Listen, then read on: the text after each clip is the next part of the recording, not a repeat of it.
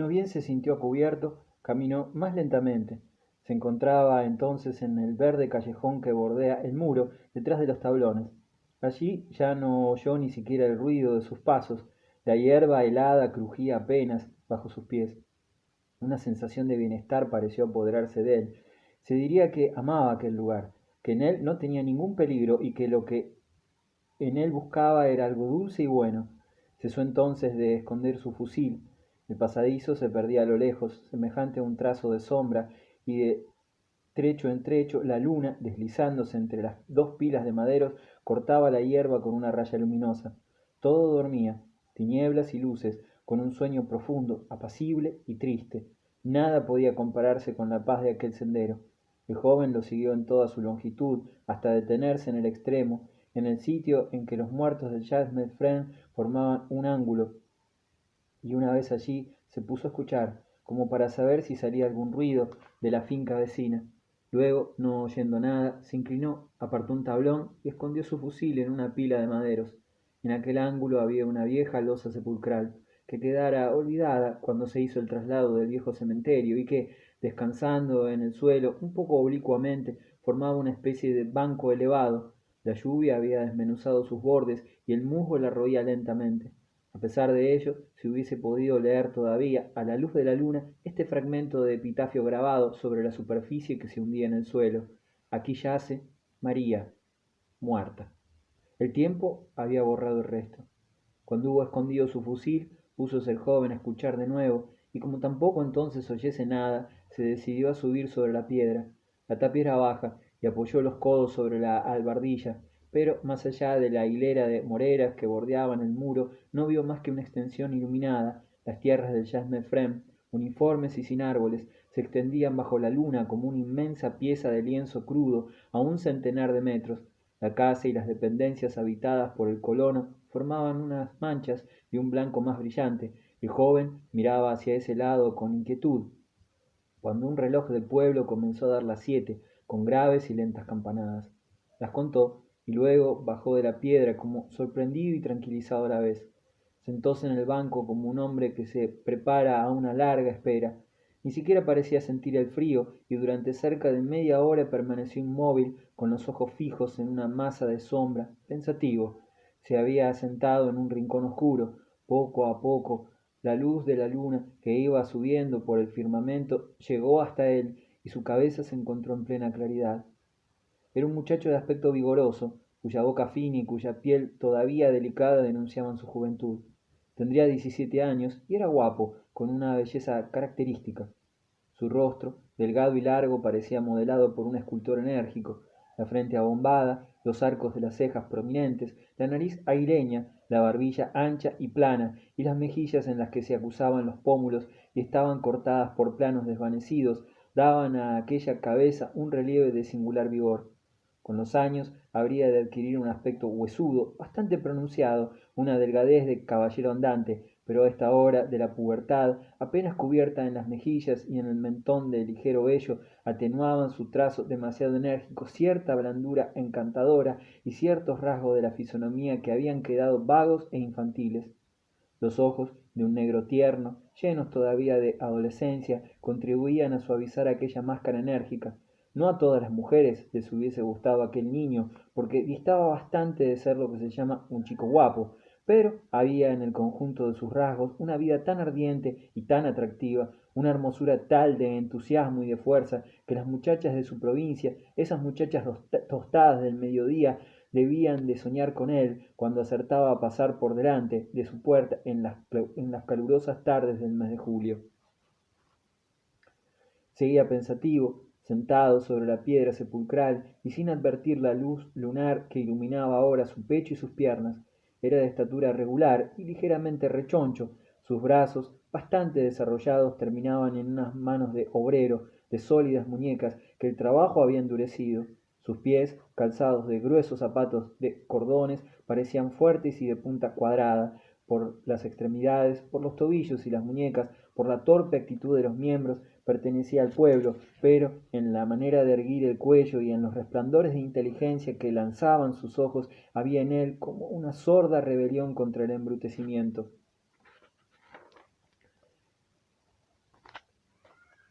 Debía de ser la suya una naturaleza inteligente, ahogada bajo el peso de su estirpe y de su clase, una de esas almas tiernas y exquisitas, sepultadas en carne, que sufren por no poder salir radiantes de su gruesa envoltura. Por eso, a pesar de su fuerza, parecía tímido e inquieto, como si vagamente se sintiese incompleto y no supiese cómo completarse. Buen muchacho, cuya ignorancia se había convertido en entusiasmo, corazón de hombre servido por una mente de chiquillo, capaz de desalientos como una mujer y de valentía como un héroe. Aquella noche iba vestido con un pantalón y una chaqueta de pana verdosa, de fino relieve, un sombrero blando de fieltro echado ligeramente hacia atrás proyectaba sobre su frente una franja de sombra. Cuando dio la media en el reloj vecino, salió con brusco sobresalto de su ensueño, y al verse totalmente bañado por la luz de la luna, miró hacia adelante con inquietud. Con rápido movimiento se retiró hacia la sombra, pero no pudo ya proseguir el hilo de su meditación.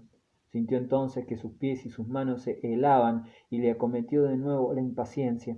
Subió sobre la piedra para otra vez lanzar una ojeada al gentleman friend, que seguía silencioso y vacío. Después, no sabiendo cómo matar el tiempo, bajó de la losa, sacó su fusil del montón de maderos donde lo había escondido y se entretuvo en hacer funcionar el gatillo. El arma era una larga y pesada carabina que había pertenecido sin duda a algún contrabandista, y en el tamaño de la culata y en el grueso de la parte posterior del cañón se reconocía un viejo fusil de piedra que un armero de la comarca había transformado en fusil de pistón. Todavía se ven carabinas como aquella colgadas en las granjas, encima de las chimeneas. El joven acariciaba su arma con amor, soltó el gatillo más de 20 veces, introdujo el dedo meñique en el cañón y examinó atentamente la culata. Poco a poco fue sintiéndose animado de un juvenil entusiasmo en el que había algo de puerilidad. Al fin terminó por apoyar la culata en su hombro, apuntando al espacio como un recluta haciendo ejercicio. Poco debía faltar para que diesen las 8. Llevaba ya más de un minuto con la carabina en disposición de apuntar cuando una voz tenue, como un soplo, baja y jadeante, salió del Chessman Frame. ¿Estás ahí, Silverio? Preguntó la voz. Silverio dejó caer la carabina y de un salto se encontró sobre la piedra sepulcral. Sí, sí, respondió, ahogando igualmente su voz. Espera que voy a ayudarte. No había tendido aún los brazos cuando una cabeza de muchacha apareció por encima de la tapia. La chiquilla, con una agilidad singular, se había agarrado al tronco de una morera y había trepado como una gata joven. En la seguridad y soltura de sus movimientos se veía que aquel extraño camino debía ser familiar para ella. En un abrir y cerrar de ojos se encontró sentada sobre la albardilla. Entonces Silverio la tomó en sus brazos y la depositó en el banco, pero ella se debatió. Déjame, decía con una risa de chiquilla que juega, déjame, sé muy bien bajar sola. Y después, cuando estuvo sentada en la piedra, preguntó, ¿me esperas hace mucho rato? He venido corriendo y estoy sin aliento. Silverio no contestó, no parecía muy dispuesto a reír y miraba a la muchacha como apesadumbrado. No se sentó junto a ella y le dijo, quería verte, Miet, te hubiera esperado toda la noche, me voy mañana por la mañana, al amanecer. Miet acababa de descubrir el fusil tendido sobre la hierba, se puso seria y murmuró, ah, te has decidido al fin, ¿ese es tu fusil? Un silencio. Sí, respondió Silverio, con voz todavía insegura, es mi fusil. He preferido sacarlo esta noche de la casa. Mañana por la mañana tía Didi hubiese podido volvérmelo a tomar y se habría inquietado. Voy a esconderlo y vendré por él en el momento de marchar. Y, como Miet parecía no poder apartar los ojos de aquella arma que tan estúpidamente había dejado él sobre la hierba, se levantó y la metió de nuevo entre los tablones de la pila.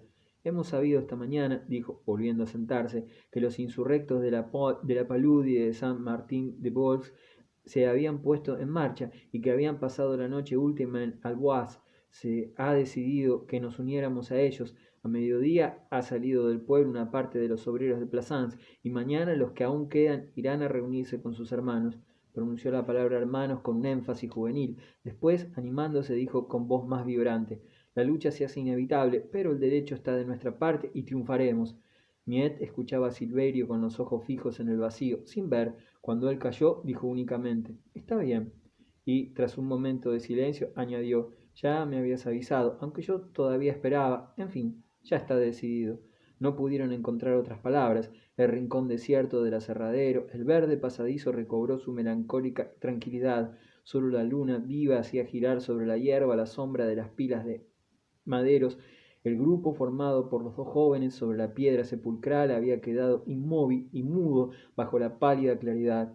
Silverio había pasado su brazo en torno a la cintura de Miet y ésta se había dejado caer contra su hombro. No se besaron, no era más que un abrazo en el que el amor tenía la tierna inocencia de un cariño fraternal. Miet iba cubierta con un gran manto oscuro con capucha que le llegaba hasta los pies y la envolvía por completo, no dejando al descubierto más que la cabeza y las manos. Las mujeres del pueblo, las campesinas y las obreras llevan todavía en Provenza esos largos mantos que allí llaman ropones y cuya moda debe ser muy antigua. Miet, al llegar, había echado la capucha hacia atrás.